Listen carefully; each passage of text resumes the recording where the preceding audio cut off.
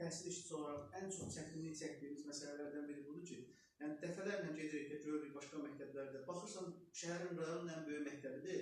Baxırsan ki, məsələn, təmirdə olunurlar. Amma o laboratoriya avadanlıqları o səviyyədə deyil. Ya, belə deyək də, götürək, baxaq, Göyçayın ən böyük məktəblərinə gedib baxırsa, məsələn, biz 7 nömrəli məktəbdə işləyirik, şəhərin ən böyük məktəbləri. Amma o səviyyədə deyil. Laboratoriya arzu olunan vəziyyətdə deyil.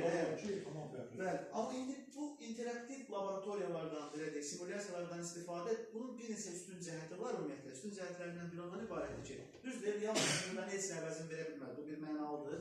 Real təcrübə olmadığı halda biz nəyəsə baxaq ki, bunun üstün cəhəti ondan ibarətdir ki, bu tam təhlükəsizdir. Yəni, şagirdin hər hansısa bir kimyəvi təcrübə aparıb partlayış törətmək, orada nəsə bir yanğın törətmək, əlini ayağını yandırmaq və özünə xətər yetirmək, belə bir problem yoxdur. Və üstə gəldə bu tam ödənişsizdir.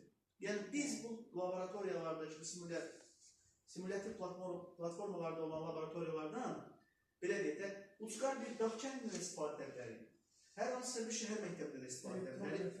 Yəni, heç valla müəllimə, elektron sistem üçündür. Adicə, bir dənə kompüter vasitəsilə adi bir data kartlaraq və yaxud mobil internetdən istifadə edərək biz ondan istifadə edə bilərik. Yəni, bunun üstün cəhətləri budur ki, ən azından şagird daha əyani görmək imkanı var, belə deyək də, bu məsələni.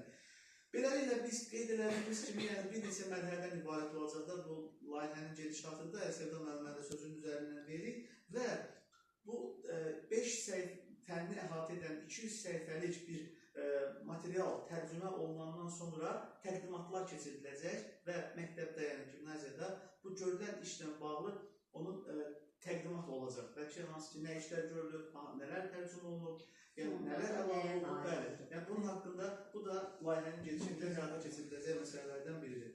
Və beləliklə biz inanırıq ki, növbəti dəfə istər fənn olimpiadalarına, istər fənn müsabiqələrindən hazırlaşan şagirdlərimiz daha yaxşı olaraq hazırlaşmaq imkanları olacaq da bu kimi imkanlardan istifadə edərək.